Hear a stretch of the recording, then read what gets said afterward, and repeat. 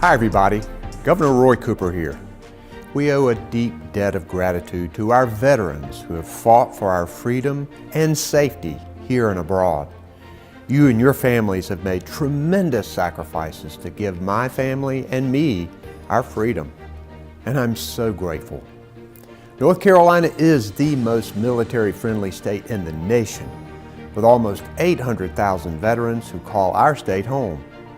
When veterans decide to leave active service, it's our obligation to help them transition to civilian careers and get access to the support that they've rightfully earned. I established the Governor's Working Group on Veterans Affairs, which focuses on job creation, health and wellness, as well as legal and financial services for our veterans. We're committed to continuing to ensure that our state is a great place for military families to live and work. Veterans, we are forever grateful. Welcome home. Welcome home, warrior. With so many options, it can be overwhelming sorting through what resources and benefits you may qualify for. NC Serves is there to help you navigate every step of the way and connect you with everything you have earned through your service to our nation. Our Veteran Resource Guide has over 200 pages of federal, state, local, and nonprofit programs to assist you and your family. Because of technology, we're all just bombarded with endless information. You can Google something for veteran services, and it's just mind-boggling. And people are busy. They're going to work, they're going to school, they're raising a family, they're trying to do their hobbies, they're trying to have a good work-life balance, and they're trying to navigate a resource, and they get frustrated and often give up. So when you have a central point like NC Serves, you come in and say, I have been very frustrated getting connected to this particular resource. Our community coordinator will say, understand, what do you need, and we're going to get you there, and we're going to streamline it. When you walk in our doors or get connected to us virtually, we can get you all your services, and we're going to be honest with you about what services you can and cannot get, what you're eligible for. Maybe you're not qualified for that service, but our main services: housing, shelter, employment, benefits, navigation, social enrichment, legal, substance abuse, counseling, mental health, physical health, you name it, and we're going to find it. And if you don't think anybody can help you, I actually ask, please ask us. You don't know until you ask and until we've navigated through the community. And if it's a need that's not being met, we want to know that. Our partners are amazing. They'll come together and say, we're going to find a way to meet that need. Never underestimate just how committed are to taking care of veterans and their families. Not handouts, taking care of them. Giving them great employment opportunities, affordable housing opportunities, access to good medical care, those quality of life issues, those needs that everyone wants. I was surprised just how robust it really is. And then when you ask a community partner, most of the time they say, yes, let's help, let's partner. You may land a good job, but after a while, you're missing what got put into you, which is this sense of mission. And then your purpose. It's like, well, I have a good job, but I don't feel that same purpose anymore. And even veteran spouses will tell us that. Getting connected to us, we'll get those social connections to where if you want to volunteer, great. If you just want to get on a in-person or a virtual coffee, we have all those options to where you kind of get that purpose again when you come back into the community. And you get connected with fellow veterans, and it's often people you knew and even served with. It's a small military in the grand scheme of things, and that sense of connectedness is what we want you to have. I love this because the community has come together. This work is hard. It's tough. It's tough on us. We focus a lot on self-care and taking care of our local team at NC Serves, but also our providers. But at the end of the day, we can say, hey, we made this community better, one veteran at a time. Welcome home, warrior. Your service to our country came with great sacrifice and quite a few benefits. The Veterans Benefits Administration and our network of state and county veteran service officers across North Carolina are ready to help you identify and file for all the benefits you may qualify for. Veterans, or rather soldiers, men and women, we're not accustomed to asking for help. We just jump in and do it. However, that could be a barrier for you coming into the office. We want you to come into the office today to assess just what's going on with you. We want to take care of you now. The VA Regional Office assists veterans transition from military to civilian life. We assist with disability compensation, pension, education, veteran readiness and employment, and home loans. Some services that a lot of veterans don't think of are the women's health. I'm very proud that in 2014 that they're open an office specifically for us women in our health issues, because we too do serve this country. I'm most proud of assisting veterans that live within our community. These are our store clerks, our postmen, the people that we interact with every day, and we assist them to help better improve their quality of life. For the veteran that is just transitioning out of the military today, we would like to meet them where they are. However, for that veteran that have been out for a number of years, we would also like to explain and or get him or her into the office for those benefits he or she has earned. One of the biggest challenges is that the VA system is quite confusing because we have so many benefits to offer, which makes it overwhelming to decide. You can meet with us and we could help navigate through those and see what you're eligible for. Please visit one of our offices because you have earned these benefits. If I had to give a veteran any advice, one thing would be to register at the nearest veteran healthcare facility or seek medical attention through your private provider. Transitioning from military to civilian life is very tough. Please allow us to service you as you have served and protected this country. Welcome home, warrior. For many service members, continuing their education is at the top of their list. When separating from the military, you may have questions about higher education. How do I find the right school? How do I pay for school? What about my GI Bill? Here in North Carolina, you have many options, many of which can be found in our Veteran Resource Guide. Our friends throughout the UNC system, our community colleges, and private universities are waiting to help you make your next chapter a successful one. Walking in the doors can be pretty daunting, especially as you look at that transition process. So Daniel and I both going through the transition process ourselves, understand firsthand, some of those challenges, and they're hard to navigate. So starting at a university, it's who do I talk to, where do I go? That is why we exist. We're here as kind of that case manager, that first line of contact for them. So veterans, being a non-traditional group by nature, they have unique experiences. So I think maturity goes along with that, and it's not just an age thing, but it's an experience thing. So they're more worldly in their views. They have families, a lot of them. They live in homes, they have mortgages, they have full-time jobs. So the way in which we serve our veterans and the military families, it's going to be much different than what it looks like for a traditional student here at the campus. Here at NC State, I work with our Veterans Education Office. Primarily here, we kind of are the administrative arm of really supporting our students on campus, meaning we can help our military-connected students with military withdrawals, advising questions, registration questions, GI Bill benefits. So if they're using benefits, we can assist them through the enrollment process and receiving those awards that way. And that's really what our focus is to kind of really support them holistically through an administrative process. Veterans that come to Wake Tech find a place at the center where they can chill. They can meet like-minded veterans, they can discuss their concerns, they can receive assistance if needed, and then they can be successful in what they want to pursue.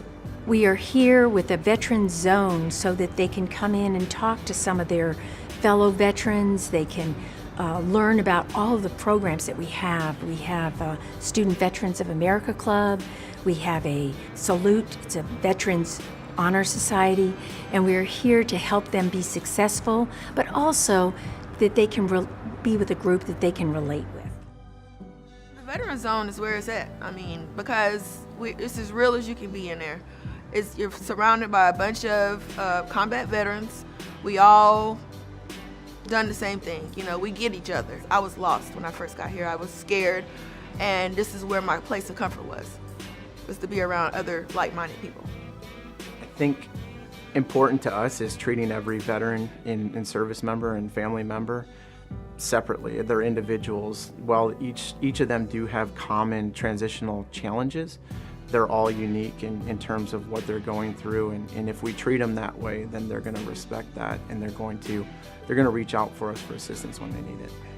Welcome home, warrior. What's my next career? Upon entering civilian life, it may be difficult to figure out what's the next chapter of your career should look like. Workforce Solutions and NC4Me have a wealth of resources to get you the tools, the training, and information you need to find a new career with purpose and potential.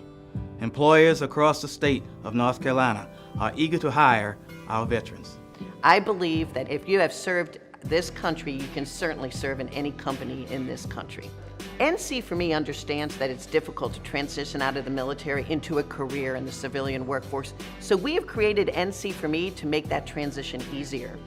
We are going to allow any of our veterans, our Guard and Reservists, our spouses, and our transitioning service members to connect to companies across North Carolina by simply putting their information into our career connection tool. NC4Me employs a team of individuals that are veterans, that are military spouses, so they understand what you've done in the military, they understand the sacrifice that you have made, and they're really good at educating employers on the value proposition of what the value really is with military talent.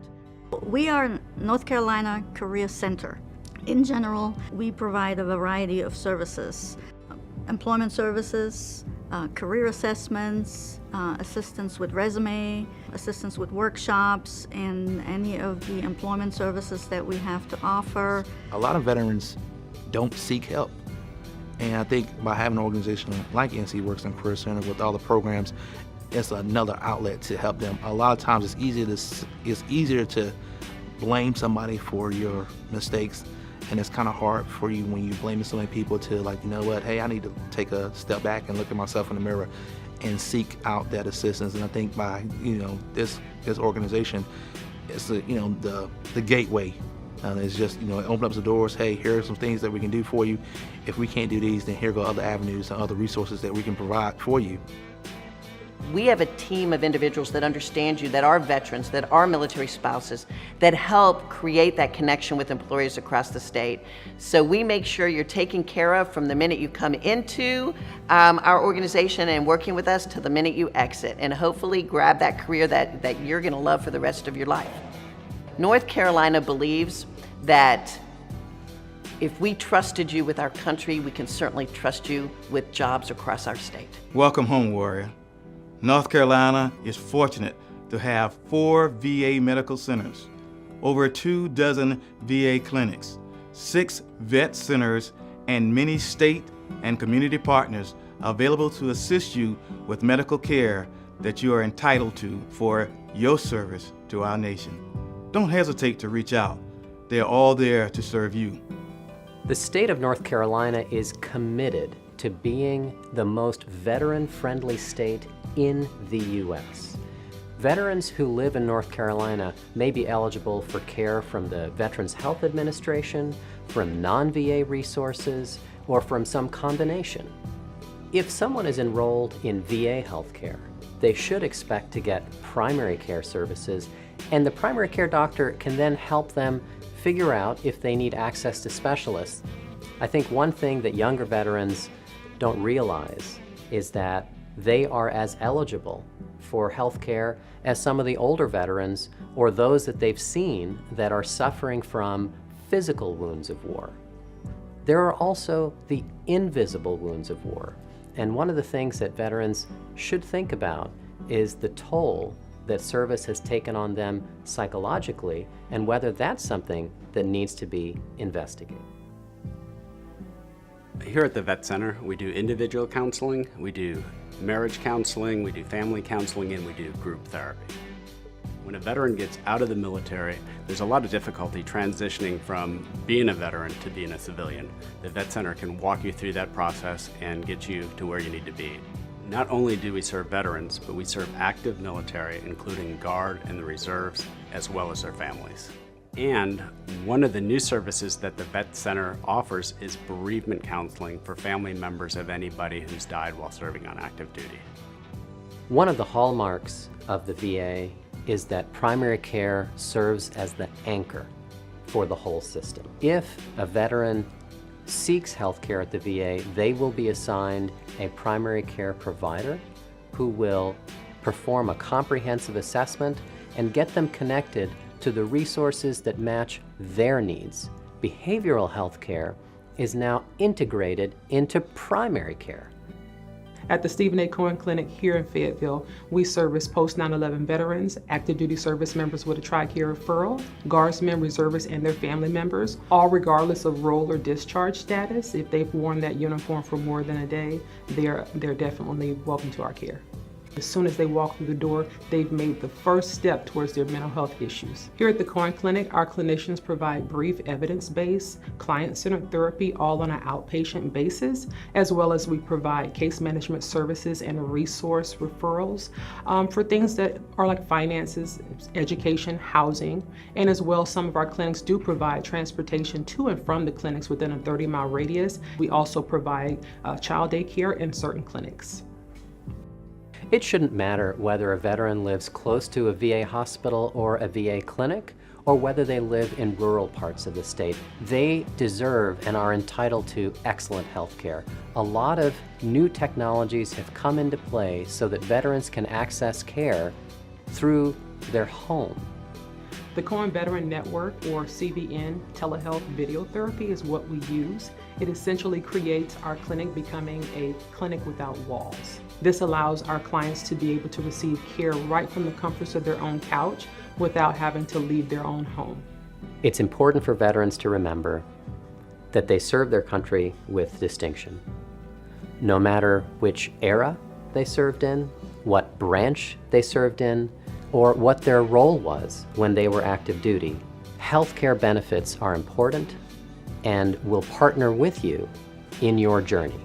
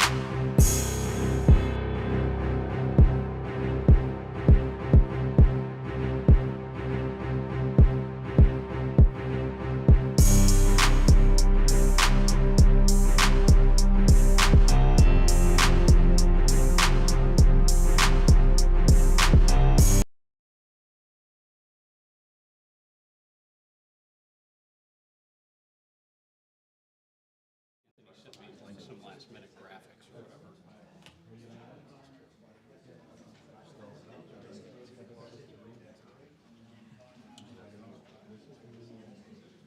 Go into slide presentation mode.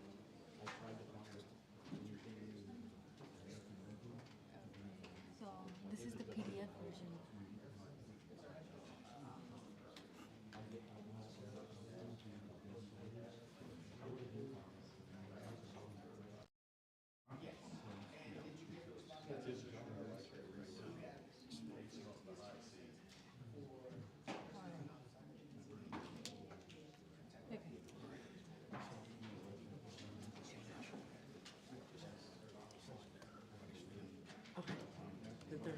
There's not one? There is one. Okay. Okay. That's the next thing.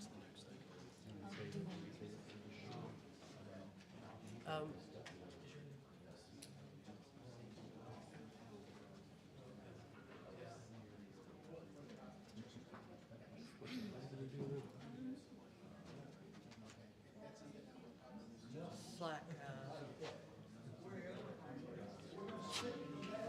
That's a combo guy, correct? Even though I'm not a combo guy. Anthony's. I'm sweating. It's just, you know what? It'll start when we start it. That's how I am. That's kind of how I feel about everything. Nice production quality. Infantry no power.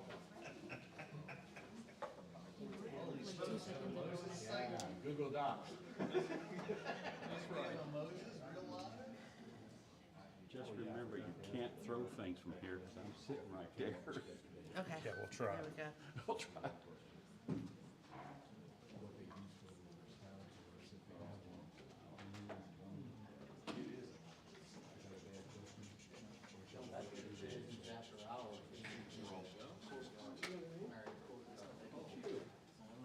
Free booze. Beer. You get that $50 you owe? You can bring your own. To me, beer, right these days, beer and wine is booze. So you gonna give me a thumbs up when we're good to go?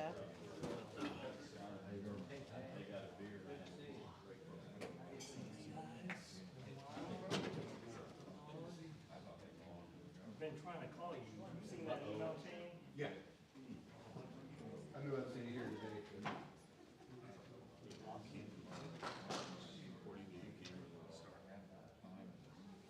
Thanks for reminding me. All right, we're going to go ahead and get started. A little tall for me. Hi, everyone, and welcome. Happy New Year. It is our first Governor's Working Group of 2023.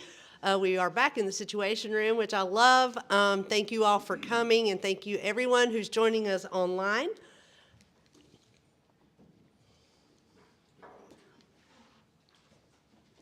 All right, at this time, please rise for the Pledge of Allegiance.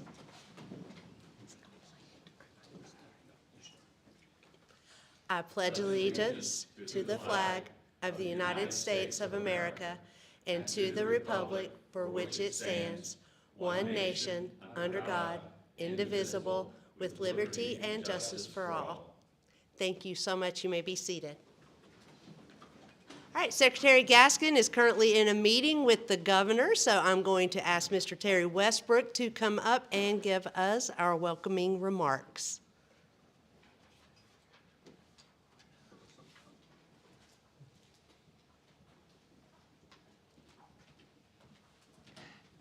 Welcome. Goodbye.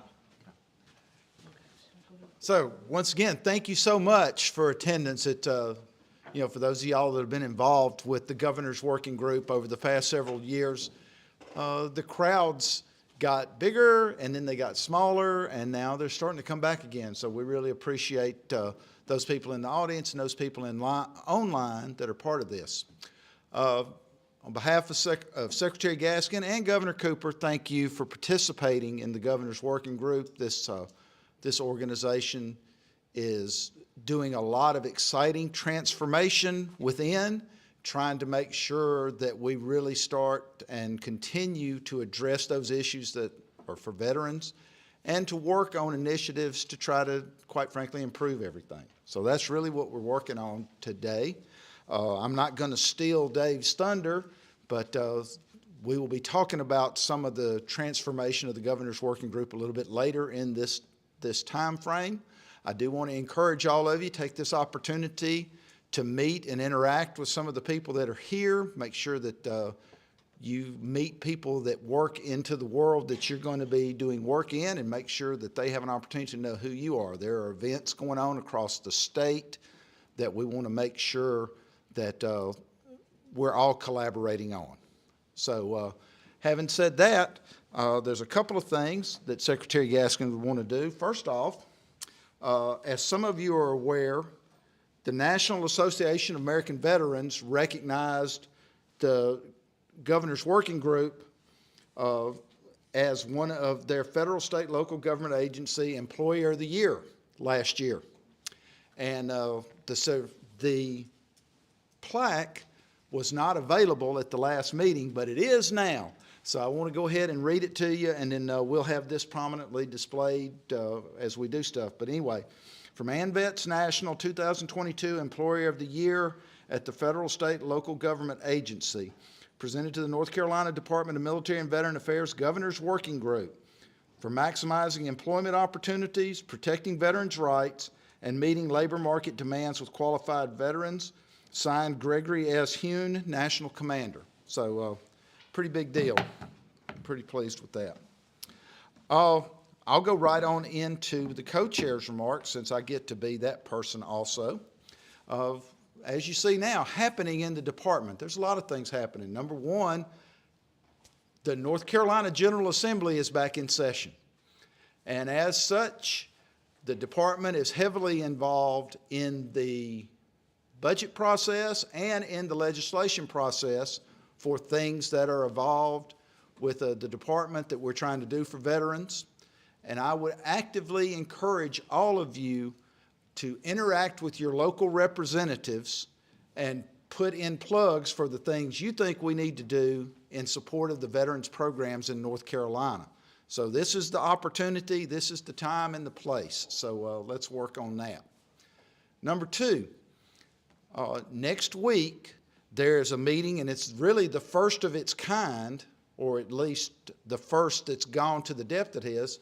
It's a regional Community Veteran Engagement Board meeting. You guys have heard me talk about Community Veteran Engagement Boards and how important they are to form them, how important it is to work on the community partners that are part of them, and on the benefits that come out of it at the end of the day. Paul Berry can tell you a lot about CVEBs around the state of North Carolina. We have a lot. North Carolina is very blessed. We have six active community veteran engagement boards across the state right now. We think that number is going to grow and has an opportunity to grow, and we're working on, Secretary Gaskin has lots of ideas about things he would ask those guys to pay attention to and to focus their efforts on.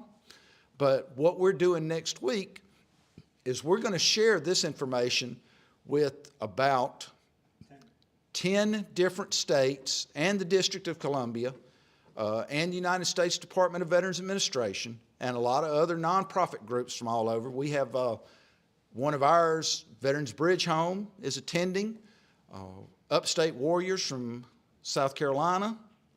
I forget what the Georgia one's called, but this started out as an event that was linked to the connection of the states that Interstate 85 rolled through. So Alabama to Virginia. Well, it's morphed out of that into a real regional thing. The VA's Veterans Experience Office, Mr. John Borsler, has really got on board with the way North Carolina thinks this kind of program should work. So we're going out, we're presenting this at a more regional level. We're having a really involved conversation next week about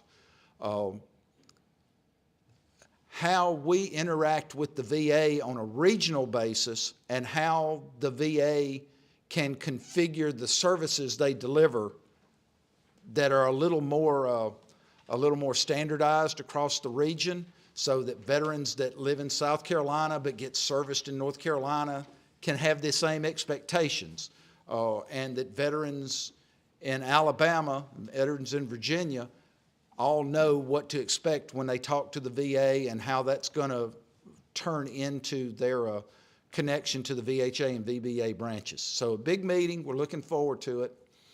And the last thing I want to tell you about is the North Carolina Department of Military and Veteran Affairs has our annual state training conference coming up here in about a month, March the 13th. We will be bringing accredited veteran service officers from across the state to our conference to make sure that we're giving them their annual training that they need to do to stay proficient in the things they do to support our veterans across the state. So we're working on that. Some of our vendors will be in attendance there that are provide products to us, but a lot going on with that. Coming up next, one thing I want to let you know about, and I'll go ahead and elephant in the room kind of thing, the Kernersville State Veterans Home.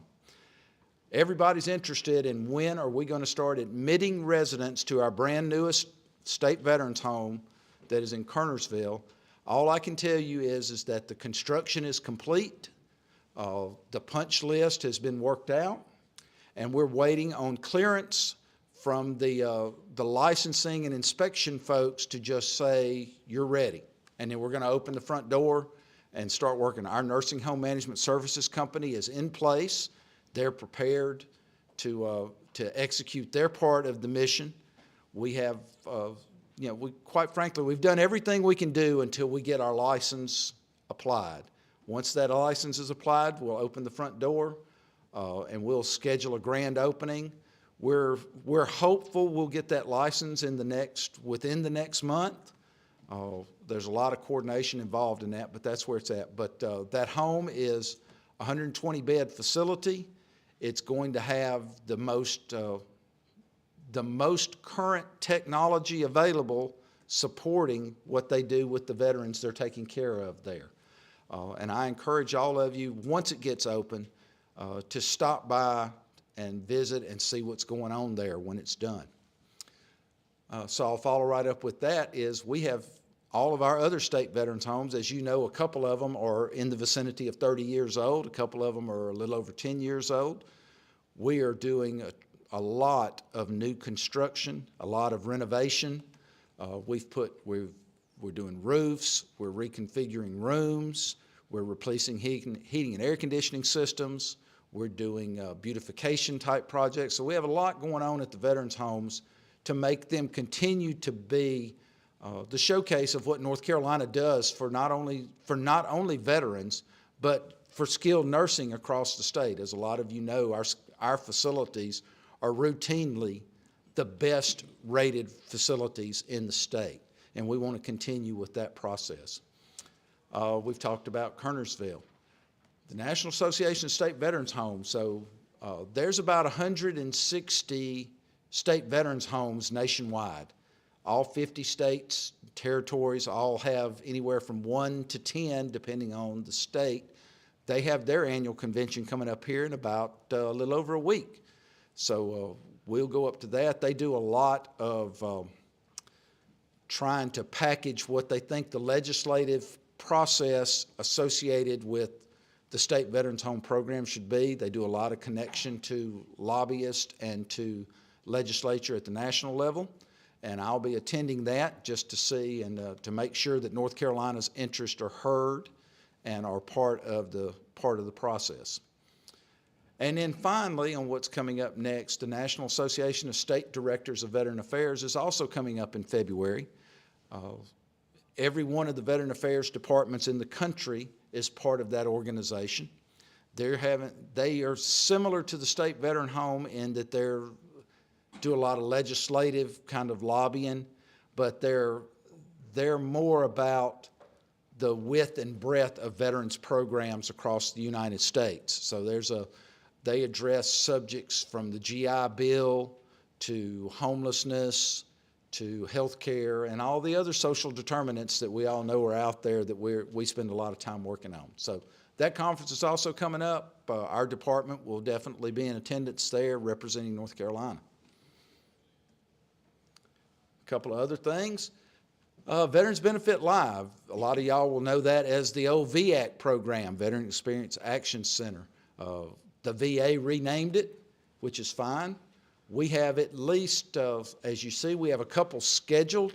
Cary, North Carolina, Richard Spierson and his crew have one scheduled here coming up the 23rd of March. So it's just right around the corner. Those events they are literally incredible in the degree of support and the efficiency and the timeliness that deals with the Veterans Disability Claim submission process primarily, but they also they get an opportunity to enroll in the VA healthcare system if they haven't already. They get an opportunity to connect to the American Legion and the VFW and the DAV. They get an opportunity to get information on specific targeted things like the Joel Fund or like the Cohen Clinics or any of a myriad of different services that happen all over the state that a lot of our veterans don't have an opportunity to know or use. So Cary's coming up. We got one in High Point that's going to happen in the middle of the summer. We have Charlotte's got one scheduled for this fall. Early fall sometime. We've got a couple of others that are on the books, so we're probably going to do, I suspect we're going to do 5 or 6 of these events statewide this year, and we appreciate all of our partners that take on the responsibility of hosting that and coordinating it, and our veteran service officers stand ready to support those events as they come up. The final thing I want to just let you know, the North Carolina Veterans Council, which is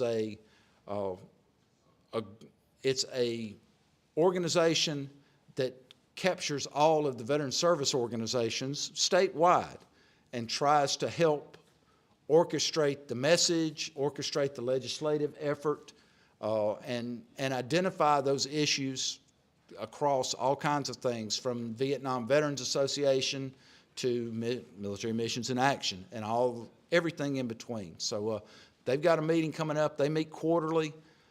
This meeting is going to be in, Charles, where's that going to be? Vet Council. Kinston, at the G.I. Joe Museum, so of all things. So that's coming up soon, and we'll be looking forward to that.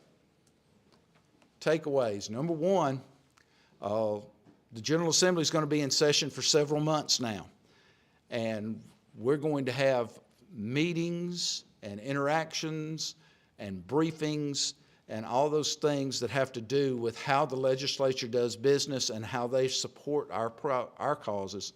We're going to be really involved with all of that for the next several months. Subcommittees on the Governor's Working Group. As most of you are aware, we organized to have subcommittees to address all the different social determinants of health.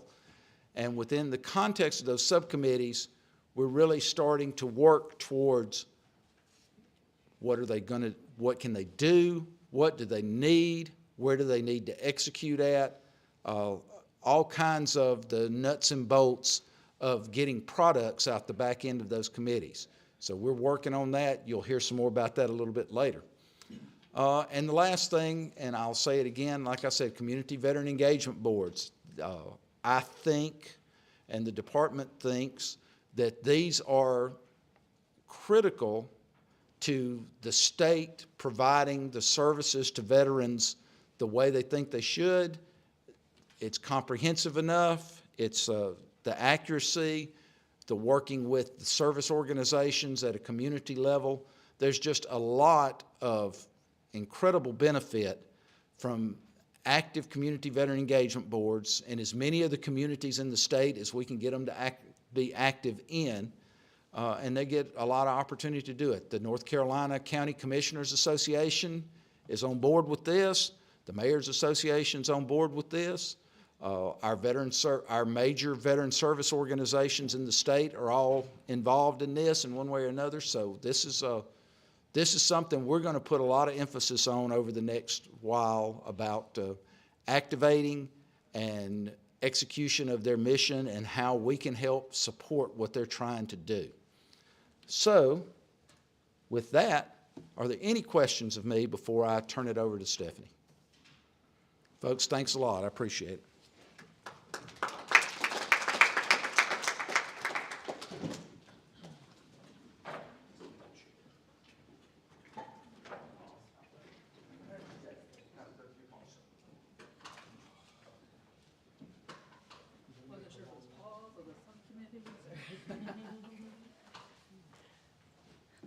Good afternoon, everyone. I'm Steph Young. I'm here on behalf of Mr. Paul Cruz. He's the network director in Division 6.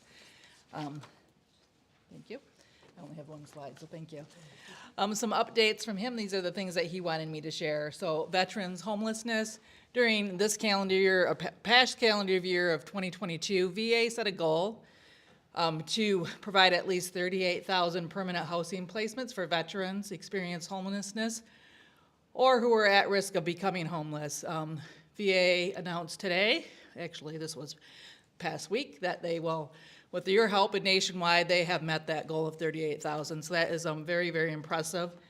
In addition, the new Compact Act starting January 17th, veterans in suicidal crisis can go to a VA or community health care facility to receive emergency health care. And that includes ambulance transportation costs, and be eligible for inpatient care for 30 days and outpatient care for up to 90 days. Please note there are some eligibility and billing things that come along with that. Subject matter expert I asked to give information, and she gave me a whole long page. As with everything, we'll work through that, but no matter what, if someone's in crisis, please ensure they get help. We'll figure out all the rest later. Just make sure that people get what they need when they need it. Veterans can also apply online for medical debt relief via the new online debt access webpage, and that webpage is up there for all of you. Veterans can also continue to apply for the debt relief with their facility revenue officer, and most people know where the billing people are at the facility, or by calling the Health Resource Center. So they're going to start using objective income threshold criteria and for processing those considerations of debt relief. And also using supplemental documents, they no longer have to bring those. So that's good news for veterans for submissions. Materials can be used at the facility level, and they're making sure that people have that information, inform veterans about this simplified and streamlined process. So there's a news story there, you can read about that. And the facility revenue officers are aware of this change also. And this is out for public comment, the Native American and Alaska Native co-payment waiver. On January 6th of this year, the VA submitted a notice of proposal rulemaking to the Federal Register to waive co-payments for health care for eligible American Indian and Alaska Native veterans. So we're waiting the public comments on the rulemaking. After those are received, they'll make the final ruling. And that is proposed for the eligible American Indian and Alaska Native veterans as defined in the text of law. If that goes through, they will no longer be required to pay co-pays for their health care. The last topic I have is waivers for our new life insurance for veterans. New whole health life policy for any service-connected veteran without regard to pre-existing conditions or any risk factors is going to replace the current SDVI. They say it's supposed to be cheaper than the similar insurance products in the market. And the team from VBA and others have been working on this together, so that's good news also for service-connected veterans. And that is all I have, unless somebody has a question for me. All right, thank you.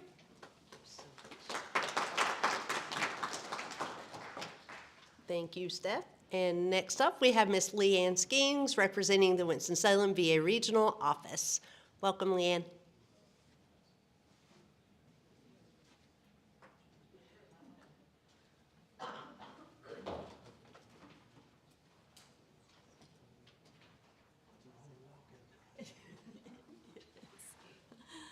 Good afternoon, everybody. We've been talking about this for a little bit, PACT Act, all things PACT Act all the time at VBA right now. We did start processing all PACT Act claims January 1st. We did have people working on New Year's to start processing those claims. VA has received over 200,000 PACT Act related claims as of this week. I know my slide has something different, but I got I got more updated figures before I came out. And as of earlier this week, our office in North Carolina, the Winston-Salem office, has processed about 1,628 PACT Act claims.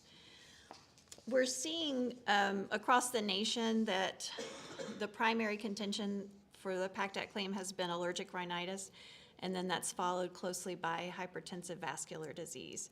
So those are the most claimed conditions right now under this new law.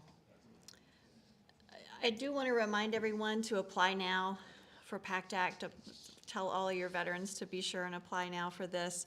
Anybody who applies before August 10th of 2023 will be eligible for retroactive benefits back to the date of the law. So it's important that you go ahead and get your claims in now. As part of all of the increase in claims, we're doing a lot of hiring, a lot more VSRs and RVSRs.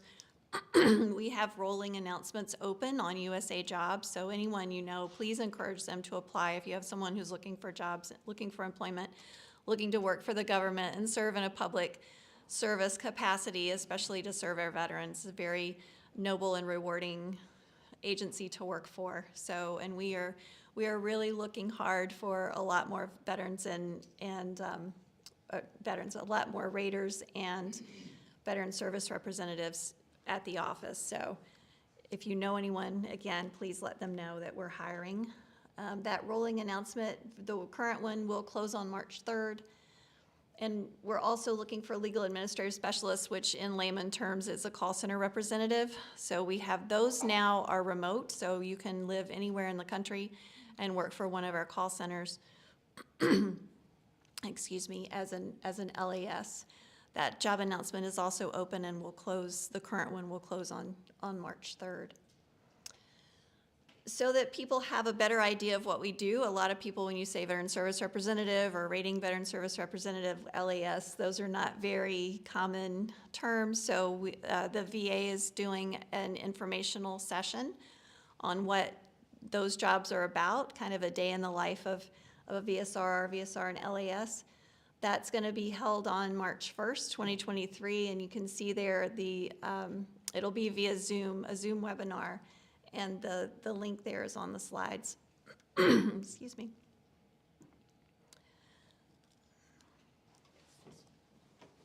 This one. Okay. And the last thing I wanted to talk about, I know Terry had already mentioned the Veterans Benefit Live events. So the Winston-Salem office is obviously heavily involved in promoting these. We sponsored the VBLs, VA in My Town. The next one coming up is Cary, as he mentioned, and that will be taking place at the Cary Young Community Center in March. For those of you who are not familiar with the VBL events, we do have lots and lots of vendors who are there who can provide different services for veterans. And we, the regional office, come and you can sit with someone who can help you with your claim. You can look at claim status. They can walk you through what's going on with an existing claim, help you file a new claim.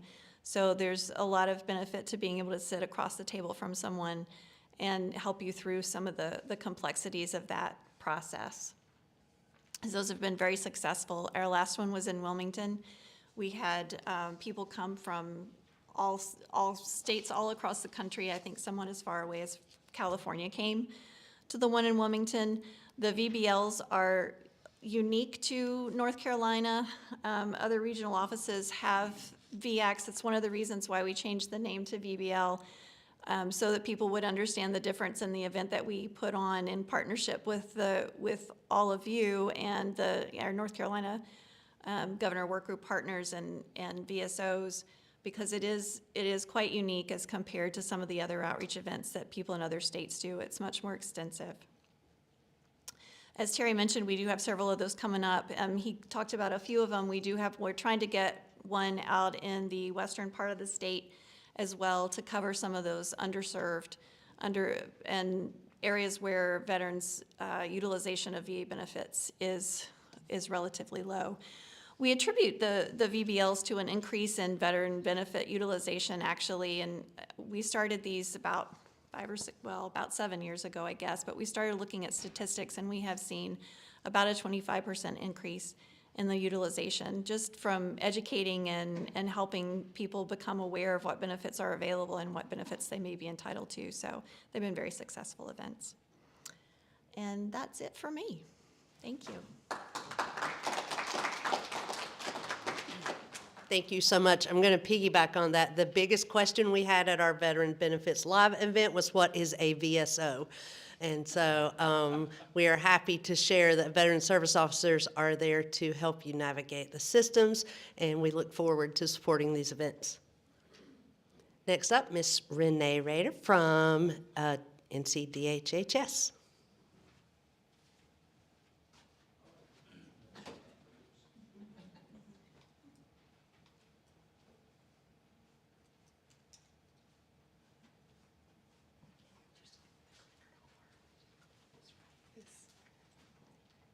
Thank you. So all those pictures up there, it makes me feel like I'm a fugitive or something. So hi, everyone. I'm Renee Rader. I am with the Department of Health and Human Services here in North Carolina. I just have a couple of updates for y'all today. This is actually a really busy time for the Department of Health and Human Services because with the General Assembly being in session, we are working really hard to identify our priorities and pushing very hard on the issues that are important to the department and for the health and safety of North Carolinians. The other thing that we're in the middle of right now is our strategic planning for our next funding cycle. And so there's a lot of strategic planning and conversation going on within DHHS. And the reason I bring that up is that as we are planning for our funding and our programs and where we're going to direct additional grant funding towards, if you all have thoughts, ideas about how we can better support our veterans who have mental health and substance use disorder issues, I would encourage you to reach out to me. My contact information, I think, is in here somewhere. Would be happy to have a conversation with you about where we could partner. So a couple big announcements. First of all, we do have new leadership at our Division of Mental Health, Developmental Disabilities, and Substance Abuse Services. We have a new director, and her name is Kelly Crosby. She has been with NCDHHS for about 10 years now, but sort of on and off. She had a little break in the middle there. She is a licensed clinical social worker. She is well known within the mental health substance use disorder system. She's been with us for about 6 weeks and is really, I think, doing a great job. I am very much enjoying working with her. She was not able to come today, but I hope to bring her with me next time, and we will have additional updates as we move forward. The other leadership update is not going to feel any different to this group. I am officially in the role of Deputy Director and Chief Operating Officer for our division. As you may know, I was temporarily in that role, and now I'm there permanently. Thank you. Thank you. So a couple other updates with North Carolina DHHS. So first of all, we have begun our behavioral health tailored care management program for Medicaid beneficiaries on December 1st. And so that is one step closer towards providing whole person health for people who have Medicaid and behavioral health substance use disorder issues. We are moving fast forward towards our Medicaid transformation and the implementation of the Medicaid and state-funded tailored plans here in North Carolina. So that is the system that replaces the existing LME MCO system. The date for implementation is scheduled to be April 1st. 2023, so that it's right around the corner. We are very much focused on readiness activities, evaluating to make sure that the new tailored plans are 100% ready to go. Our number one goal is to make sure that we are ensuring the safety of the citizens of North Carolina, and so we don't want people to fall between the cracks or lose services during this transition. So that is our number one goal. Our number two goal is to make sure our providers get paid, and I know there are some providers out there who partner with us, and it's very important, and every time our system has a transition, there's always some snafus, and we are really committed this time to making sure that providers do not experience a disruption in payment. Oh, I almost went on. So The second update is that North Carolina has enhanced our ePass accounts. So that's a self-service website where people can go to renew their Medicaid, update their information. We find a lot of times in our system that we send mailers out or we try to contact people and their addresses have changed, their names have changed. And this is a way for people to easily update that information and also check on the status of their benefits. The other pilot that we're working on is our NC Healthy Opportunities pilot, which is also a Medicaid pilot that is looking at connecting people with social determinants of health, various resources in their communities. So I'm looking at the slide here because I can never remember the numbers, but as of January 4th, we have had nearly 24,000 pilot services delivered to almost 3,000 enrollees. So a couple of other issues. So first of all, one of the things that has gone out in our press releases is that we are converting our R.J. Blackley facility, which is an alcohol and drug abuse treatment center in Butner, North Carolina, into a 54-bed inpatient psychiatric hospital for children and adolescents. One of the biggest gaps in the North Carolina system for children and adolescents is a lack of availability of inpatient services. And so this is one step closer towards closing that gap. It doesn't solve the problem, but it is one step closer. We are partnering with UNC, and the goal date for implementation on that is July 1st, 2023. In the meantime, we're working with our substance use providers to ensure that people continue to receive the services that they need in their communities. We realize that when you take one service away to add another service, you have to make sure that there's sufficient access available for everyone. The other update that I won't share a whole lot about is there was a court ruling in November regarding individuals with intellectual and developmental disabilities and how the state supports them in the community. That state ruling, we have appealed that ruling, not because we have a problem with the directionality of it. So what this ruling says is that people with intellectual and developmental disabilities deserve to live in their communities and be full participating members of those communities, same as anybody else. We fully support that. There were some parts of that ruling that we thought were perhaps, trying to think of a nice way to say it, that it was going to create additional risk for people. And so North Carolina DHHS has developed a plan to accomplish the same goal as that court ruling while ensuring the safety of all the people that are currently and will future be served. COVID vaccine update. I'm not going to say a whole lot about this, but COVID vaccines are still available. Booster shots are available. Children as young as 6 months are now able to get access to COVID vaccines. And then there are some federal food benefits associated with COVID-19 that are scheduled to end in March. There are some national waivers that have allowed us to provide additional food assistance to North Carolinians, and that's scheduled to end. Flu vaccines, January and February are the biggest months for the flu in North Carolina. Flu shots are still available. Every chance we get, we encourage people to go ahead and get that flu shot. A quick plug for our 988 crisis helpline. This is, of course, the one easy to remember number that people can call if they are suicidal or experiencing any kind of mental health crisis.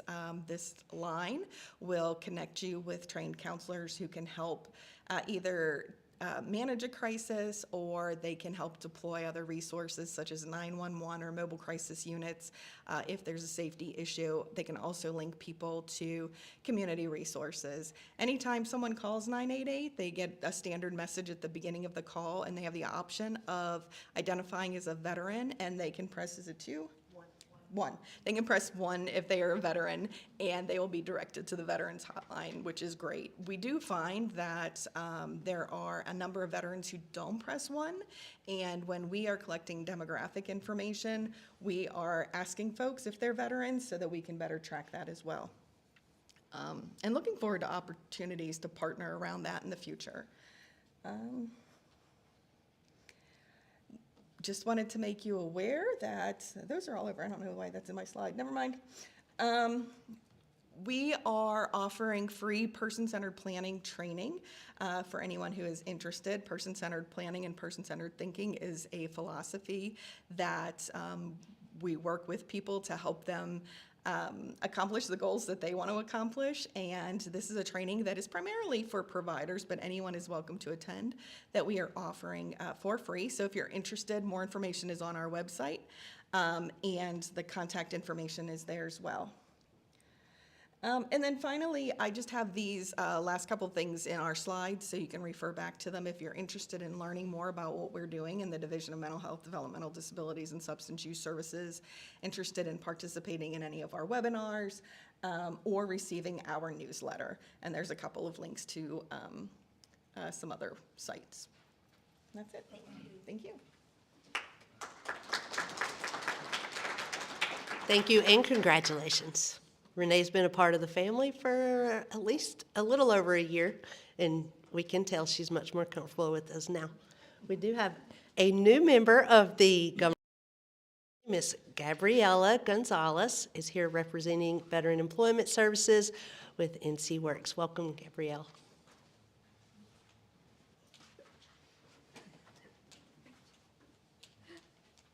Hello, everyone. Good afternoon. As you know, I'm replacing Victor Glover, and this is my first time. This is my new position, started Monday. So I wanted to refresh some of the information that we are doing with Workforce Solutions. So I wanted to touch base with you on the Hilton Honors Military Program. And as you know, North Carolina joined last year, 2022, and it was created to provide support to veterans and their families as they secure civilian employment. So we partnership with the NASWA, the National Association of State Workforce Agency, and they are donating points to transitioning service members, veterans, and the military spouses. So what we do is we process the referrals in conjunction with NASWA. So if you need more information on that, I strongly encourage you, if you are traveling for employment, interviews, job search, housing search, go to www.naswa.org and search Hilton Honors, and it gives you more detailed information. For the data, this is national data.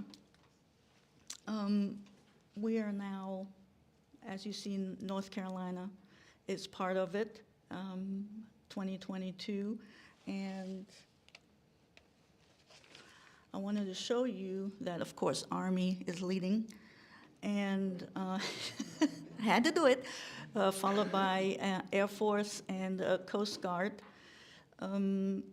So we had a lot of, there were a lot of persons that served by month, and so we had 30.2% leading the way here.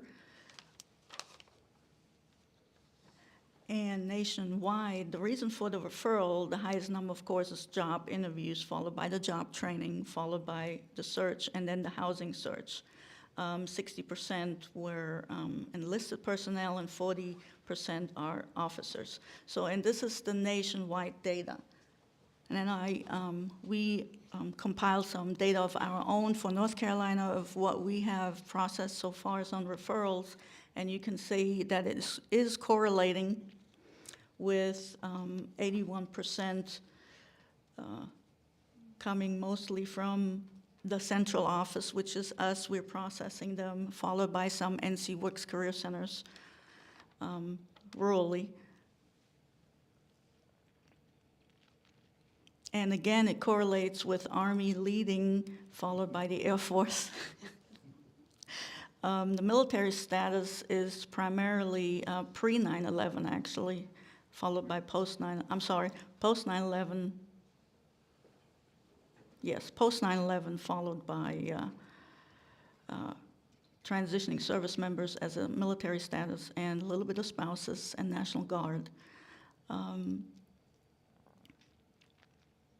And again, enlisted is 65%, followed by the officers with 35%. And the reason for the referral you can see here is primarily for the job interviews, 34%, followed by job search, job training, and housing search.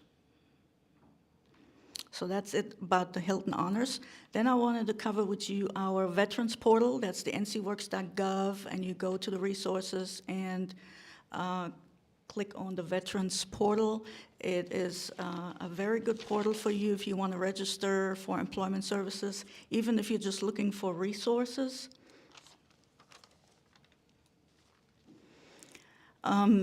If you are new to North Carolina, you have a lot of questions, so we have resources available for you that you can click, such as a Veteran Service Officer, the archives.gov to do your DD-214 request, any type of legal assistance with Wake Forest, the NC Serves, of course, Unite Us is very big, and anything else. Now, I pointed the red arrow to the NC Works Veteran Services additional resources because right here is an additional list for information of what you need. And we have the NC4 Vets Resource Guide there as well, where you can look up things.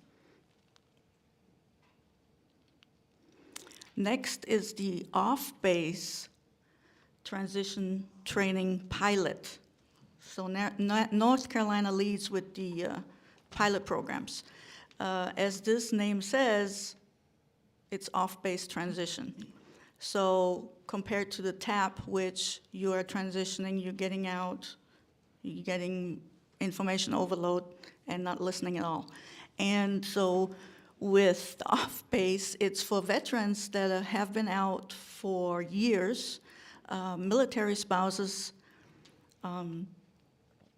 National Guard, anyone that's interested in getting additional workshops to be ready to be employed. So you can see we started out with Raleigh and Fayetteville, Durham was added, Winston-Salem, Greensboro, and Charlotte were recently added. And we just did an example over here, clicking on the Raleigh, Fayetteville, Durham. You see the dates.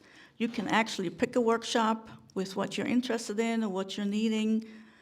Your next move, understanding resume essentials, creating your resume, federal hiring, et cetera, et cetera. So it's really easy to navigate around this website. So I thought that was good information to have.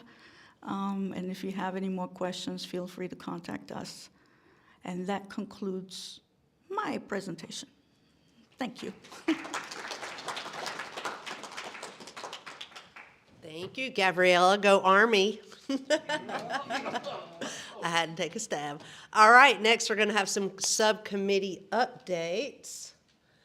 And first is going to be our Steph Young. Again, thank you so much for being here and representing the Healthcare Subcommittee.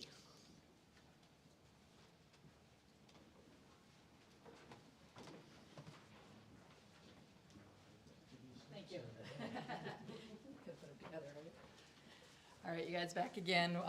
Give a little update about the Healthcare Subcommittee. So these are our subcommittee members. A lot of North Carolina VA healthcare members are on this. But in addition to that, we do have a Department of Health and Human Services. Mr. Mark Benton joined us. We also have VBA, that's Julie Patton, and Dr. Inman from the Vet Center. And in addition to these members, we have rotating community members that we invite to talk about resources in the community so that we all can become more familiar what's out there, because sometimes we just don't know, and we've learned a lot from different people as they rotate through. Mission statement, I'm not going to read that, but that's the one that we brought to the table, and we've spoke about that here before. Our metrics and goals are really to look at outreach events, our communication avenues. Suicide prevention's been a big one. Identifying our community partner in suicide prevention training that VA can assist with. And I think if you haven't heard about the Fox grant, people can also get grants in the community, corporations, organizations, and they can come to us and then we'll work together with them with that training and information they may need. And then looking at the number of resource intercept maps in North Carolina and the number of health partners, we've compiled a huge list that we're continuing to compile, and that's where our challenge came with our group. So with that, we were trying to figure out how are we going to get this information out there? We have it. Where are we going to put it at? So we did a brainstorming session, and we also have been talking with Mr. Cruz at the visit office. He's taking that piece on to figure out how to find a platform to get all this information out there. So he's has that in the works, so we've handed that off to him. Other areas that we looked at is our focus areas. Who is not enrolled and why aren't they enrolled, and do they know about the VA and do they want help, and really trying to bust down those myths of healthcare and who's eligible for care.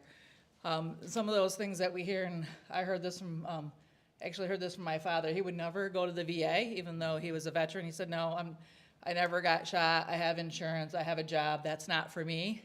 Listening to veterans, many of them say that. I had to convince him for years to get enrolled in the VA. He finally did. He told me after, why didn't you tell me about the VA before? This is the best care anywhere. So I'm just really thinking about why aren't people getting enrolled? And I've spent a number of hours talking to veterans who maybe had a bad experience when they first came out, maybe from Vietnam, and listening to the reasons why they never ever want to go to the VA again, and really trying to convince them to give us another try. So why aren't people enrolled? Making sure people are aware of all of our health services, educating our own staff, community, veterans, and all of our health partners out there. Care in the community outreach, and really the next two go together. The ERs educate emergency rooms on what we do if they have a veteran and do that community care. So really focusing on North Carolina and our partners that serve veterans. If a veteran presents to you, ask that question. First of all, are they a veteran? And then what do you do next if they are a veteran? So we want to focus on that in our work group. Military competencies, inviting others to tour of duty training, people maybe who don't have any knowledge of what that means. So besides our own staff inside the hospitals and the fields, who else might want to go to that tour of duty training? Focus on 5 determinants of health. A lot of the VAs have put a lot of resources into this already to figure out how we can help veterans get the best care. Building healthy communities, Mr. Cruz did speak about that last time, and he's in charge of heading that up around his area. The next 3 all go together: mail outs, marketing tools, and the Virginia toolkit. Virginia has a nice toolkit, and we're looking to see if we can steal some of their information, and they already work very well with us because they've been well established on the Virginia side. And the marketing tools and mail outs, really just advertising, getting information, maybe sending out mail outs to all of our community partners that see veterans, to just give them some information. If you do have a veteran present, here's phone numbers you can call. These are your contacts in your area, etc. So those are the things that we want to focus on next. Just keep cultivating our goals of outreach, communication, suicide prevention, and making sure we identify those partners, creating those resource maps. We have a pretty good resource map. And also, Renee already mentioned NCWorks. We can go on there and look at NCWorks for resources in the community. Mr. Cruz has taken on that developing a live dynamic resource, managing and monitoring some metrics, identifying some actionable outcomes. What's that going to look like? That's where we're at now. Okay, so we're going to go out and see how many community partners this year or this quarter to talk to them, and what types of information are we going to provide them. And our last question to ourselves is, what is success going to look like when we get there? Are we going to know it? And I don't know that, to me, this is going to be a continuous journey to make sure that we link up to the community what we need for our veterans, for all of us. I mean, that's what we're all here for, is making sure veterans get the best. Thank you. Thank you. You will see as we continue to talk about subcommittees that they overlap a lot. They overlap with the Governor's Challenge to prevent suicide among service members, veterans, and their families. And I think Mr. Terry Westbrook has something he'd like to say quickly before I introduce our next speaker. Let's see if I can go backwards here. How you go backwards? This one? One more. All right. Stephanie, thanks a lot. That's really exactly what Secretary Gaskin's looking for, is the things you want to go forward with. What I really want to hit for everybody is this is really, once again, the CVEBs, the Community Veteran Engagement Boards. This is the people that Stephanie's talking about interacting with to make sure that we're getting focus on the determinants of health, building healthy communities. The community knows what they need. They need to give that information to this subcommittee and to the VA so the VA can help tailor the package they need to do for the community. So I really want to make sure you understand that's where all this ties together at. This subcommittee, building community and veteran engagement boards, and our connection and collaboration with each other is what we're talking about executing here. You know, this resource map and really the resource map, this is something the VISN's doing on the healthcare side, and they've started that process, but it's really, and Paul will help me with this resource map is going to end up being everything that does veteran services in North Carolina. This isn't just going to be where do you find the Cohen Clinic at? This is going to be where you find equine therapy in Asheville, North Carolina. It's going to be where you find a homeless coordinator in Yancey County. So all of this is the building block of how we're moving our collaboration forward. And this is why that Community Veteran Engagement Board is so important, because this is how they're going to learn what needs to go in this resource list. So when you go back to your communities, this is why we want to do this, and this is why we need you active in Hickory and wherever else, because we need this information to find its way to a place where it's interactive, it's online, it's searchable, it's friendly to veterans. It's all those things that make us be able to do this correctly. So I really thank you again, Stephanie. I think you really did what we're looking for. All right. Mr. Bourne could not be with us today, so in his stead is Mr. Paul Berry. We are so happy to have you, Paul. Thank you. Yeah, thanks, Crystal. Yeah, I'm definitely got the worst version of that for the social enrichment. But hey, talk real serious about something for a second here, just to remind everyone, and I know you know this, but in the hour that we've been here, somewhere in the country, we've lost a veteran to suicide. Statistically, it's proven. Okay, so, if I had to solve this problem, and we are, I would look no further than this room in North Carolina, and I've been all over the world. There's just some damn good people in this room, and I really appreciate what you do. Another thing, since I got the microphone, we've got some Vietnam veterans or spouses of Vietnam veterans here, and I would be missing an opportunity to say, hey, welcome home, seriously. The Compact Act, my goodness, we're going to save lives with that. I wrote some notes down. That Virginia CVEB conference that Secretary Westbrook talked about and others, we're moving the needle. That VAC and Cary, amazing. We will be there with our NC Serves and Veterans Bridge Home and along all of our other community partners that have been there forever. I can say at that Charlotte VAC last fall, some stuff in there that took place was nothing short of miracles. I'm telling you. I can't even talk about the details, how sensitive it is, but I'm telling you what, it was nothing short of miracles because you get the right people. And then it was mentioned about the off-base transition training. They are moving into using Unitas as a test pilot, so they will be up on the NC Care 360 and the NC Serves platform soon, and I think that's going to open up that window there to get more veterans served. So what about social enrichment? Well, by the end of last year, going into this year, we were able to identify 651 events that service veterans or families across the state, and it's growing. At those events was a little over 28,000 veterans or family members. That includes the VACs down to the coffee, that's 5 people, because it matters. And we know this is not the list, and we're working to map out more and you'll know more soon. I encourage you to share events. It has gotten a lot better. Share those events. Everybody knows who Blake is. Most people has his email. Myself, and I'll skip down one line right here. Many of you know Don Timmons, right? Does the big coffees out there at Richard Childress Racing. What you may not know is Don recently retired from Trellis.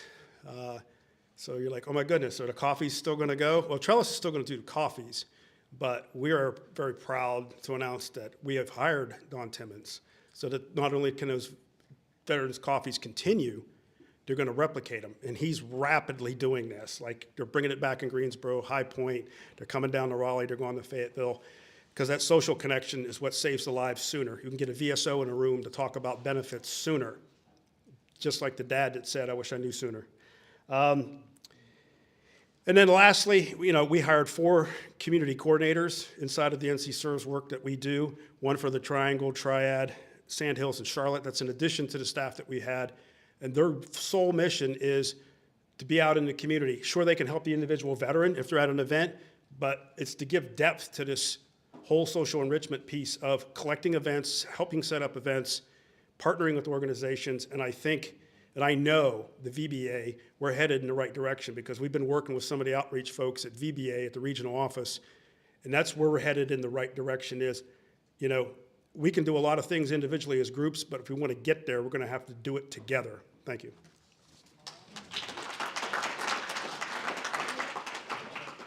All right, we got some changes coming for the governor's working group this year, and Mr. Dave Roddenberry himself is going to let us know what's coming. All right, good afternoon. Ooh, I'm not going to make y'all look at that.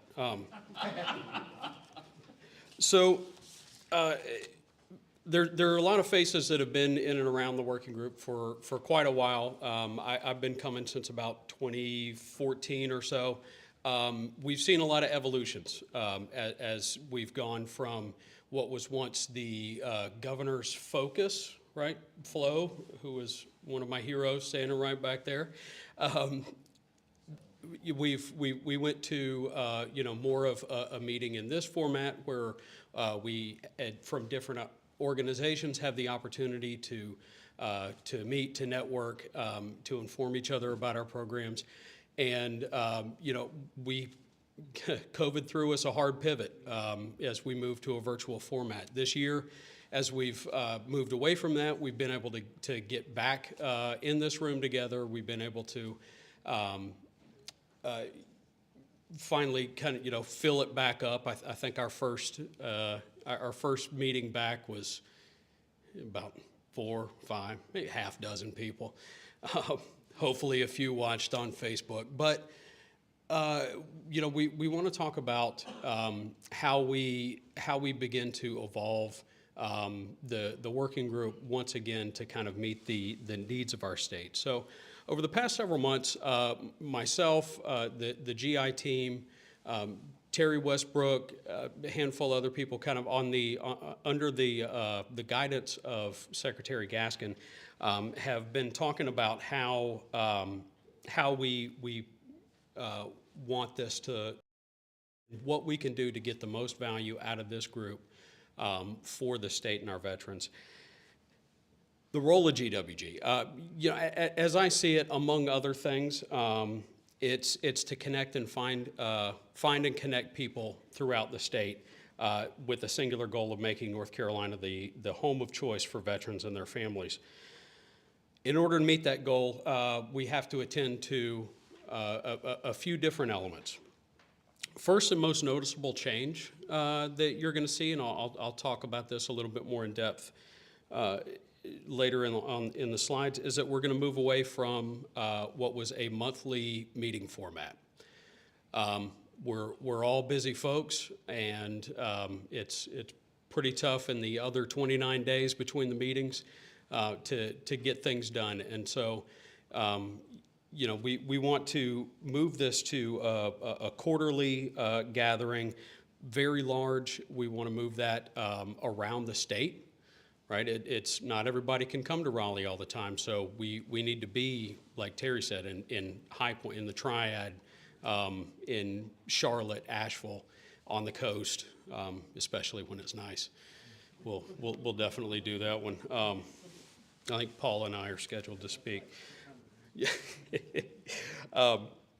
But you know, the point is that we need to get meetings out of the way a little bit and allow for an operational rhythm where the teams, the subcommittees, the individuals in the community can shoot, move, communicate, make decisions, and then still have those touch points with leaders that foster the good synchronization.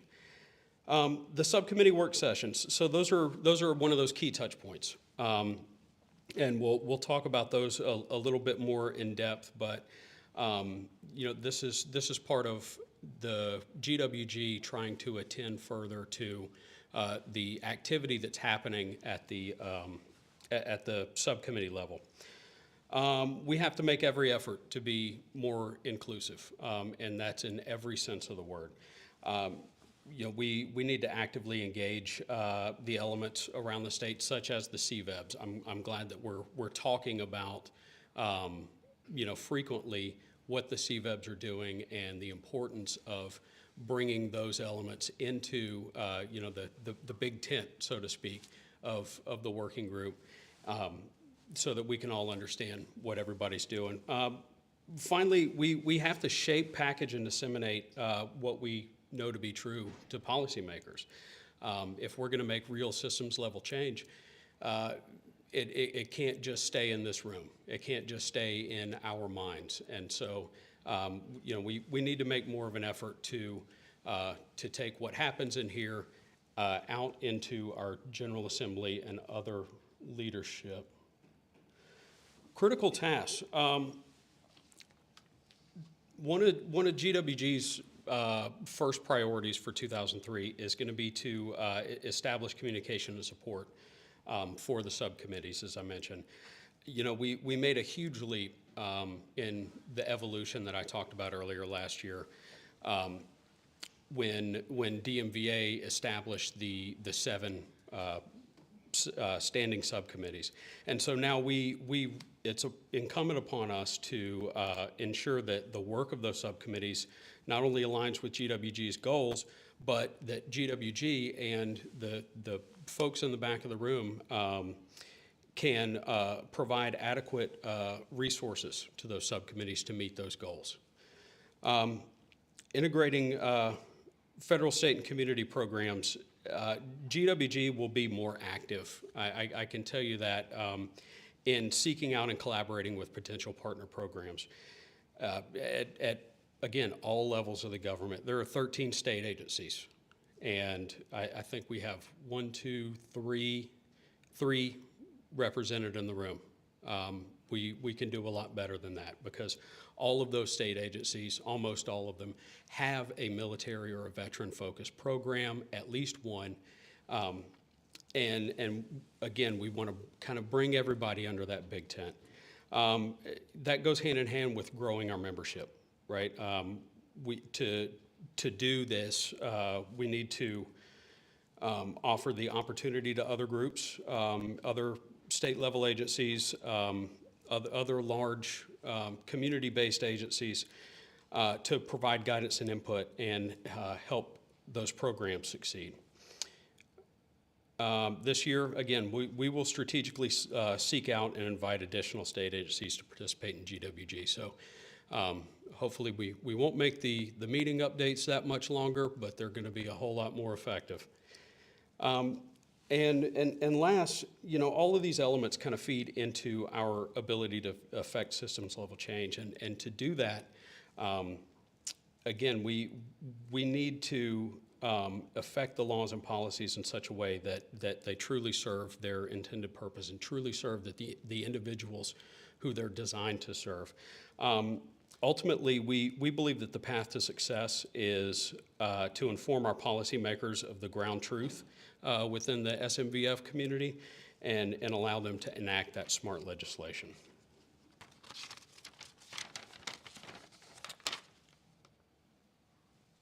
There we go. Okay, so yeah, as I mentioned earlier, this is how our quarter by quarter activity we'll kick off with what we're calling a GWG public forum.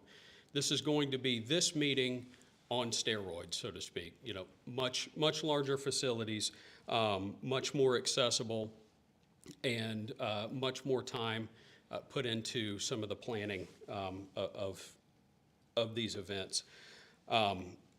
We also want to move them around the state to afford VHA, VBA, VSOs, community partners, the opportunity to connect the network. You know, rotating this, I personally believe will encourage attendance and interest in other pockets of the state, because it turns out there is an entire North Carolina outside of Wake County. Yeah, that was a new one on me. But this will function as a formal in-person meeting, and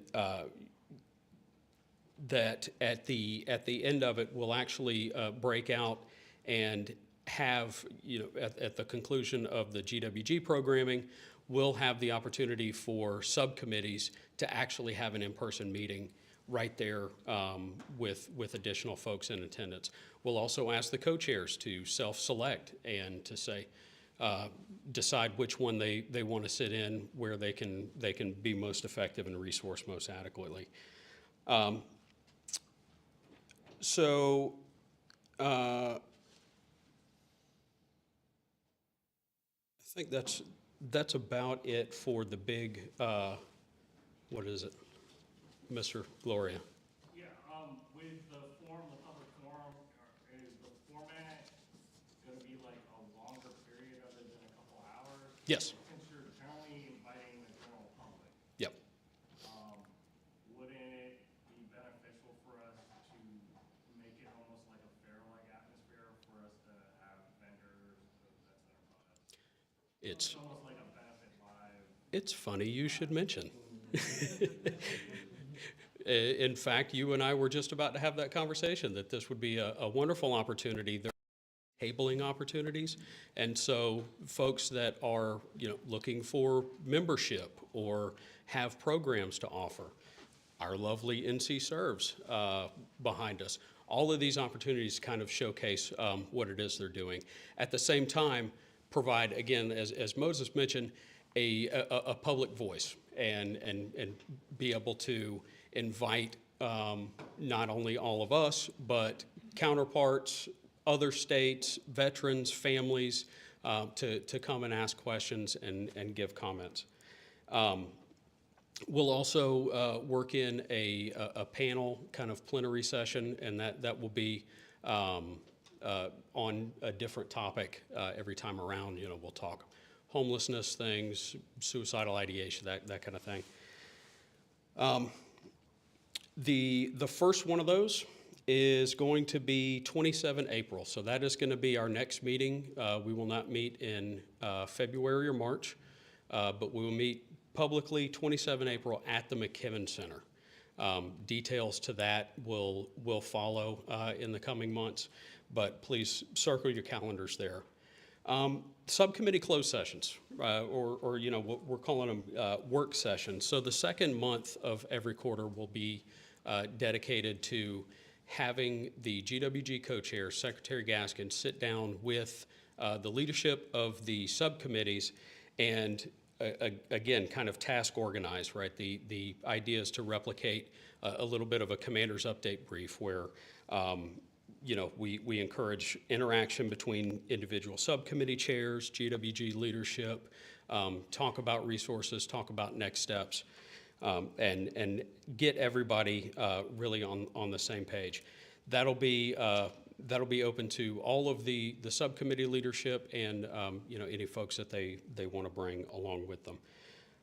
We're looking to hold the first one of these on or about, we've got 23 February up there. That's going to be kind of dependent on availability, so that could change. I will be, for the folks with the subcommittees, I'll be reaching out to you individually with more information very soon, and we will go from there.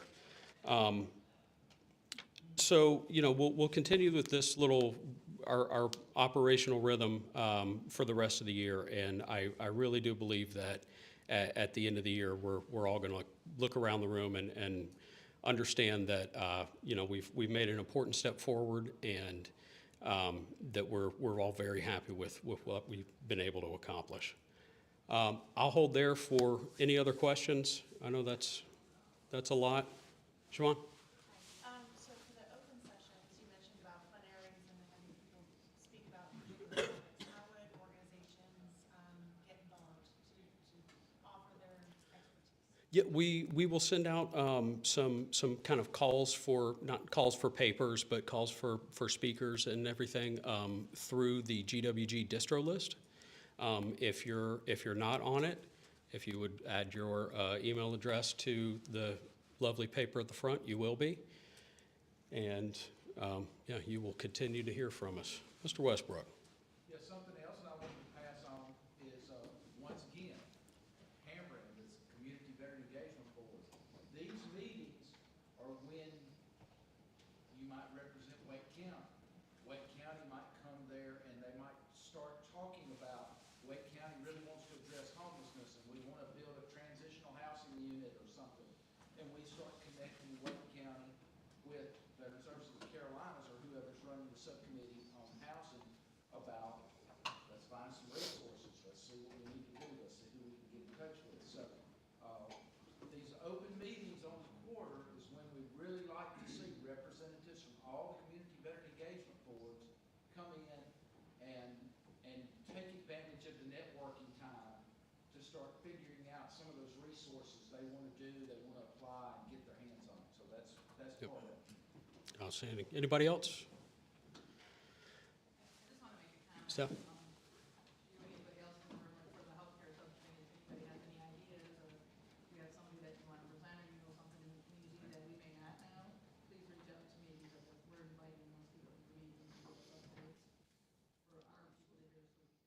for us. Absolutely. Carrie? What are the community representative engagement boards?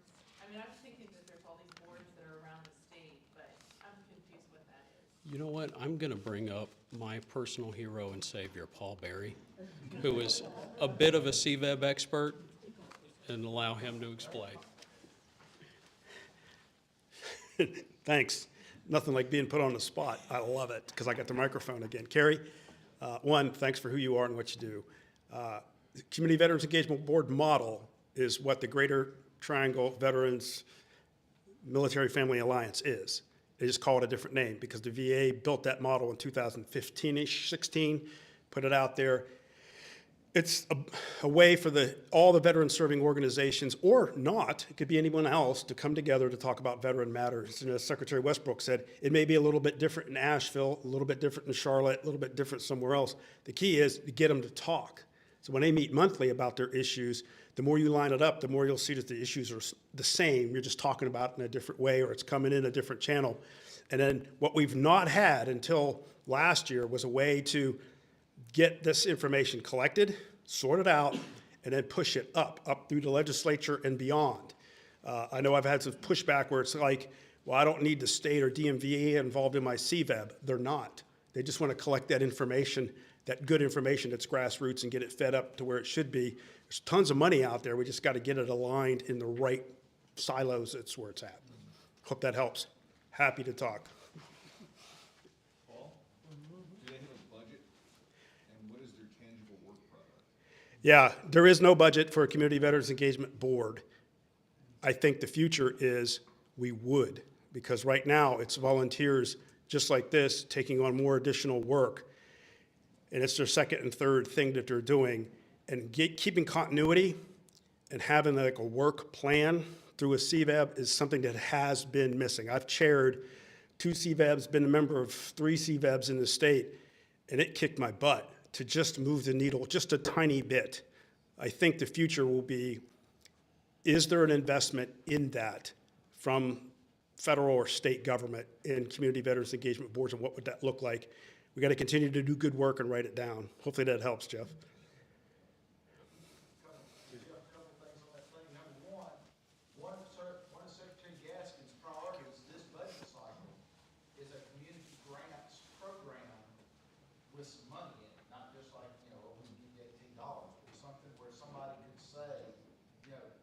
are the Cumberland County Veteran Services, which is a way to target and say that this could be, that could be the face of the Community Veteran Engagement Board in Fayetteville, the Cumberland County Veterans Council, the Wake County Veterans Council.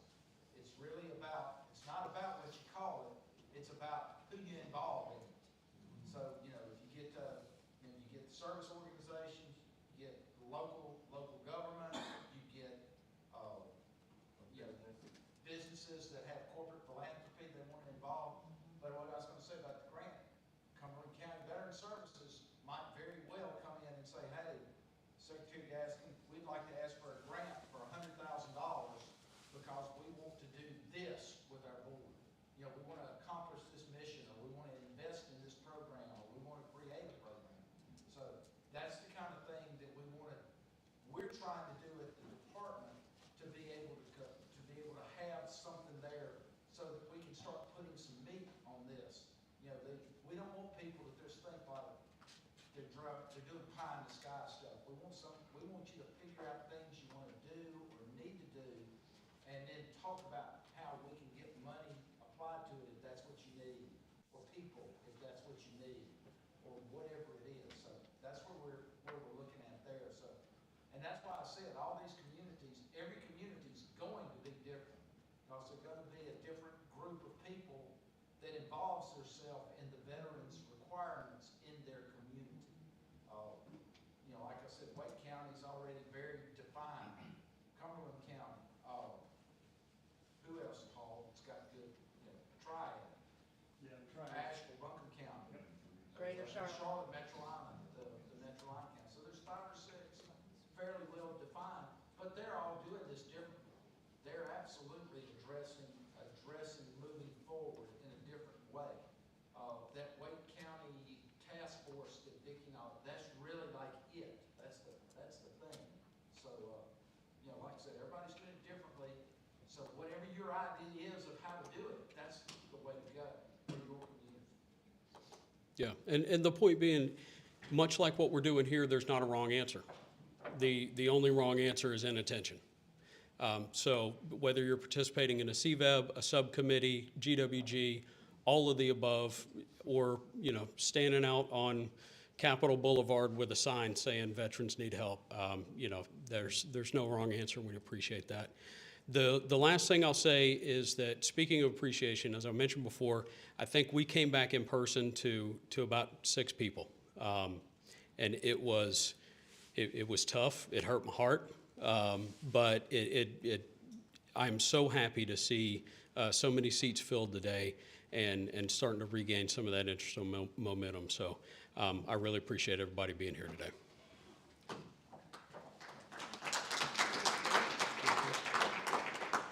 All right, I guess I'm doing announcements and upcoming events. I failed to introduce myself earlier. I am Crystal Miller. I'm Veteran Services Supervisor in Mecklenburg County and longtime member of the Governor's Working Group, and appreciate all of you being here as well. All right, have you or a loved one ever served in the armed forces? Adjusting to life after service is a big transition, and maybe you're unsure where to turn for help. Here in North Carolina, we have a lot of resources to support you. NC for Vets is a one-stop shop for veterans to find the help they deserve. We have services that help with housing, healthcare, education, and a lot more. NC for Vets is proud to make North Carolina the choice state for veterans. Learn more at ncforvets.org. All right, we're going to try that again and again. I'm going to push this over, see if we can hear.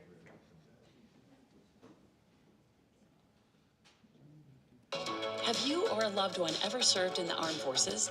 Adjusting to life after service is a big transition, and maybe you're unsure where to turn for help. Here in North Carolina, we have a lot of resources to support you. NC for Vets is a one-stop shop for veterans to find the help they deserve. We have services that help with housing, healthcare, education, and a lot more. NC for Vets is proud to make North Carolina the choice state for veterans. Learn more at ncforvets.org.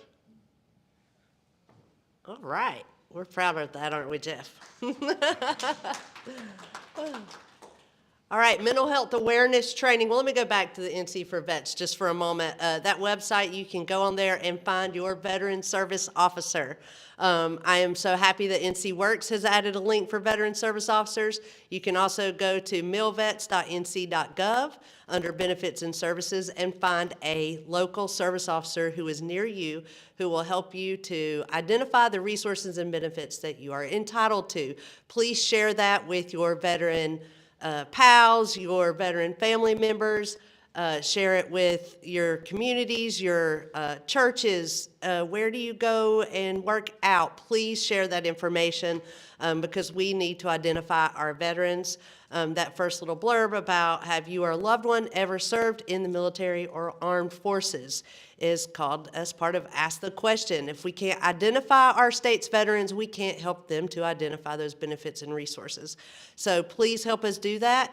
All the veterans can help by identifying themselves. If you're using a private provider in the community, identify yourself as a veteran to your physician, to your intake specialist. Let them know, hey, I'm a veteran, and what do you do for veterans here, where you serve the community?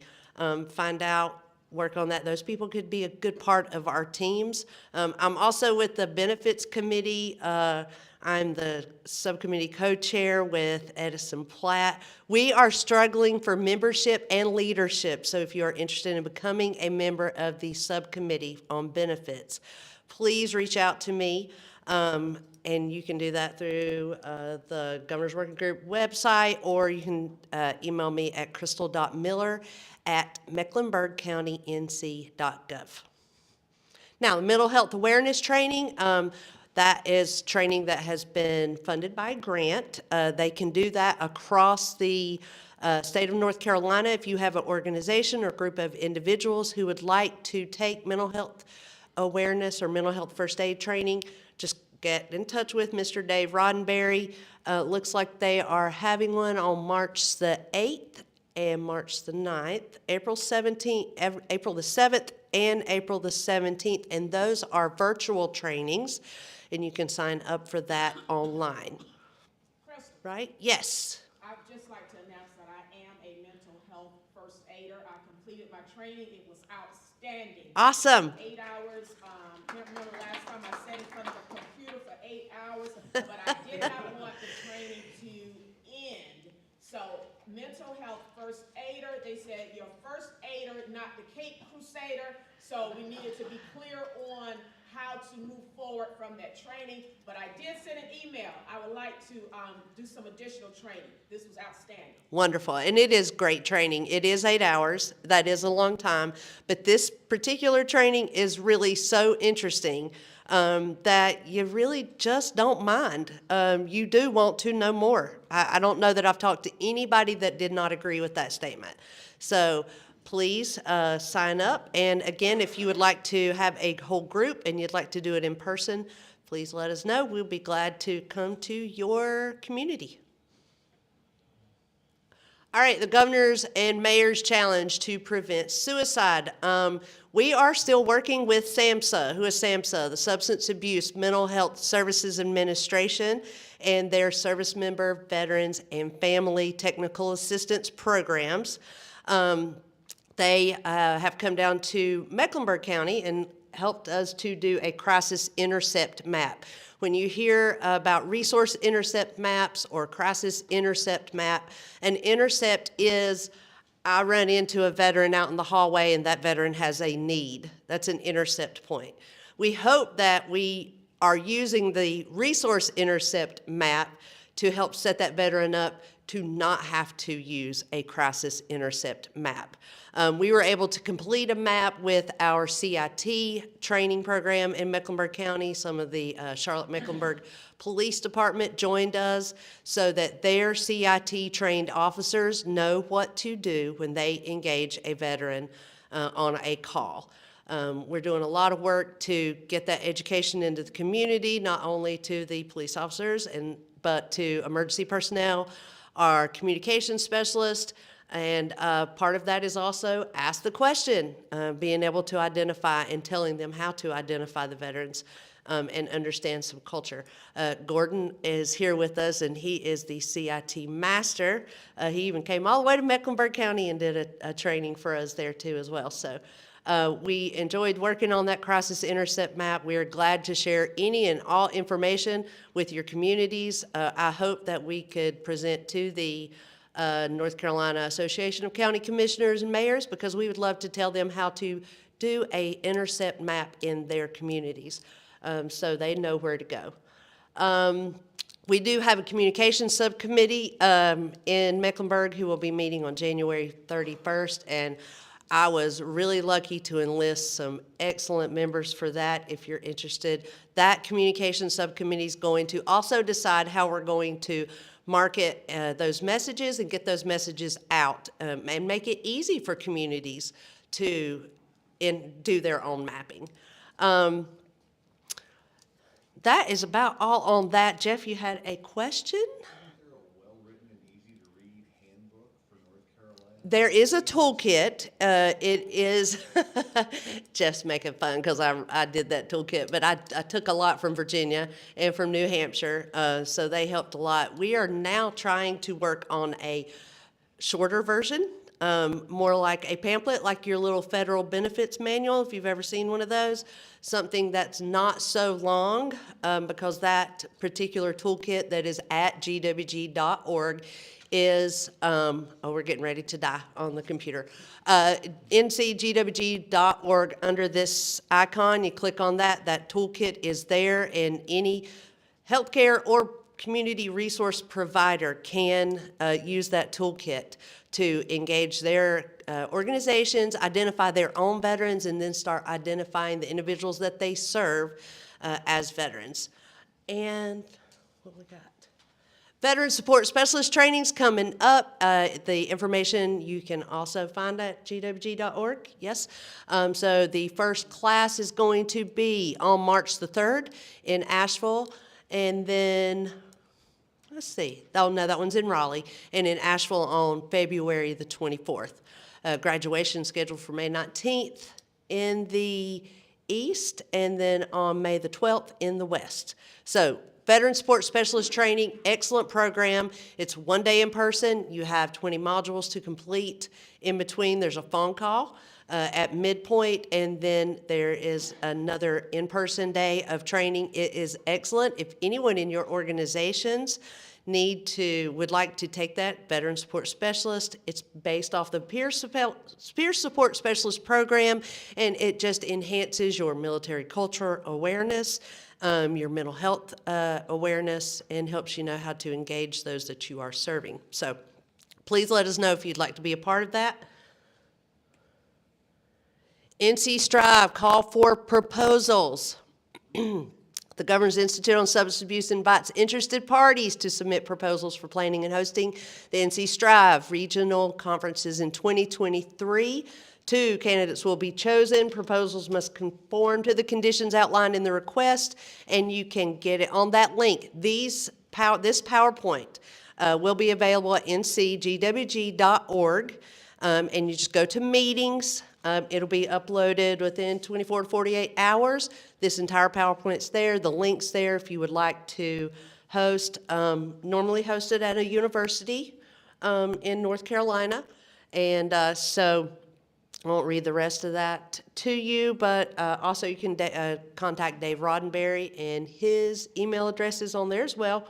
NC Strive, always excellent turnout there, working with the student veterans in North Carolina, or students who are veteran involved. So it could be the children of veterans or the spouse of a veteran. So excellent program. And last year was Fayetteville State University. Siobhan Norris is right here, absolutely crushed it. It was a phenomenal event. She did a wonderful job. This year we can pay for it a little bit. So please, if you are interested, if you know somebody in the university system, the community college system, somebody that's interested in hosting, we definitely want to get 2 of these conferences out this year. I just have to say, I have to give a shout out to everyone. It wasn't just me that crushed it. Like, it was a huge group of people that really helped make that a success. And thanks to Nick and Dan for sharing their resources, so we didn't have to recreate the wheel. Nice. Thank you so much. Excellent program. University system, please reach out. All right. Our next meeting, as you saw, won't be until April. So again, you can register for email updates by signing up today, or just go to NCGWG.org, and Uncle Sam says we want you on our reading list. Just click there, put in your information, get on that list. Thank you, everyone, for your attention and for sticking with us, and I hope you have a wonderful, wonderful day. Terry Westbrook has one more thing. Two quick shout outs. Number one, North Carolina Resource Guide, where it's going to be, our Director of Communications is working on updating that document now. There's going to be a little bit of a different process than you've seen before. She's going to provide an automated, a link to organizations that they will then follow up, post their information on the link, and it will go to her for vetting and then include it in there. So next couple of weeks, she'll have that done, so we'll start distributing that around and let all the organizations have at it so they can start populating their data in there. That's number one. Number two, back to the PACT Act, we talked about, you heard a thing that said there's been over 200,000 claims. All right, North Carolina is fourth in the nation in number of claims submitted.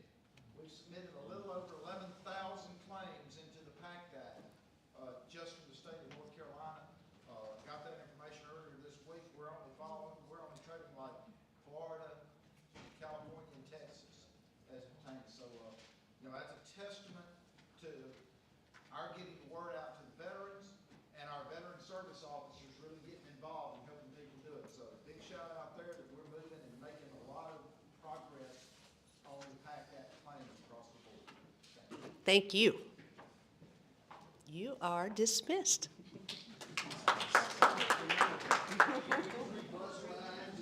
We made it.